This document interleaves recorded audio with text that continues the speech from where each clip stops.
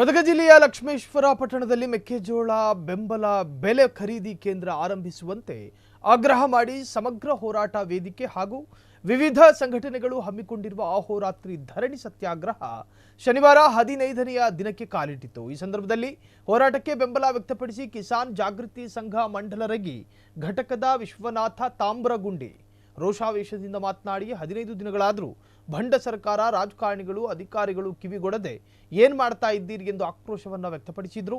ನೀವು ಹವಾನಿಯಂತ್ರಿತ ಕೊಠಡಿಯಲ್ಲಿ ಕುಳಿತು ಕೂಲಿ ಕೇಳುತ್ತಿದ್ದೀರಿ, ಬಿಸಿಲು ಮಳೆ ಚಳಿ ಎಲ್ಲವನ್ನ ಅನುಭವಿಸಿ ನಿಮ್ಮನ್ನು ನಾವು ಕೂಲಿ ಕೇಳಬೇಕಾದ ಸಂದರ್ಭ ಒದಗಿರುವುದು ಮತ್ತು ರೈತರನ್ನ ಬೀದಿಗೆ ತಳ್ಳದಿರಲ್ಲ, ಅದಕ್ಕೆ ನಿಮಗೆ ನಾಚಿಕೆಯಾಗುವುದಿಲ್ಲವೇ ಎಂದು ಖಾರವಾಗಿ ಪ್ರಶ್ನಿಸಿದ ಅವರು ಇನ್ನು ಮುಂದೆ ಎಲ್ಲಾ ಚಳವಳಿ ಕೈಬಿಟ್ಟು ನೀವು ತಲೆ ತಗ್ಗಿಸುವಂತೆ ವಿನೂತನ ರೀತಿಯ ಚಳವಳಿ ಕೈಗೊಳ್ಳಲಾಗುವುದು ಎಂದು ಎಚ್ಚರವನ್ನು ನೀಡಿದರು।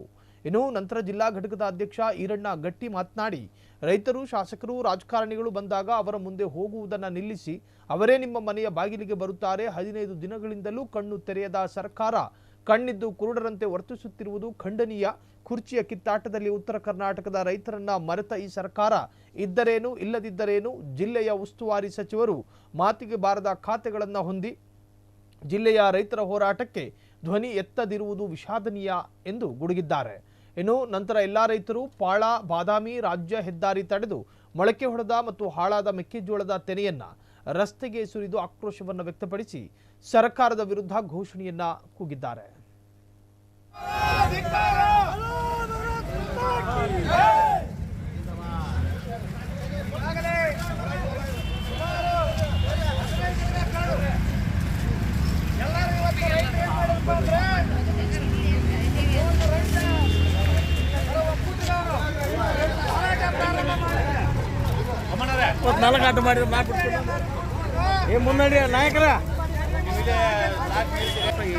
ನಮ್ಮ ಒಂದು ಧಿಕ್ಕಾರವನ್ನ ಕೂಗೋ ಮುಖಾಂತರ ಅವರಿಗೆ ಚಾಟಿ ಬೀಸಬೇಕು ಅಂತಕ್ಕಂಥ ಒಂದು ಮಾತನ್ನು ಇವತ್ತಿನ ದಿವಸ ನಾವು ಸಂದರ್ಭದಲ್ಲಿ ಹೇಳಿ, ಇನ್ನು 2 ದಿವಸದೊಳಗೆ ನೀವೇನಾದರೂ ಖರೀದಿ ಕೇಂದ್ರವನ್ನ ಪ್ರಾರಂಭ ಮಾಡದೇ ಇದ್ರೆ ನಾವು ನಿಮ್ಮ ಮನೆ ಮುಂದೆ ಮಲಮೂತ್ರ ವಿಸರ್ಜನೆ ಮಾಡ್ತಕ್ಕಂಥ ಚಳುವಳಿಯನ್ನು ಹಮ್ಮಿಕೊಳ್ತೀವಿ ಅಂತಕ್ಕಂಥದ್ದು ಈ ಮುಖಾಂತರ ನಾವು ಇವತ್ತಿನ ದಿವಸ ಘೋಷಣೆ ಮಾಡ್ತೀವಿ।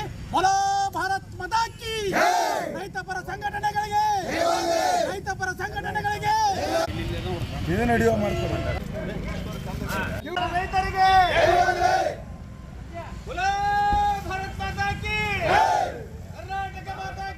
ಕ್ಷಣ ಕ್ಷಣದ ಸುದ್ದಿಗಳಿಗಾಗಿ ಫ್ರೀಡಂ ಟಿವಿ ಸಬ್ಸ್ಕ್ರೈಬ್ ಮಾಡಿ, ಲೈಕ್ ಮಾಡಿ ಹಾಗೂ ಫಾಲೋ ಮಾಡಿ।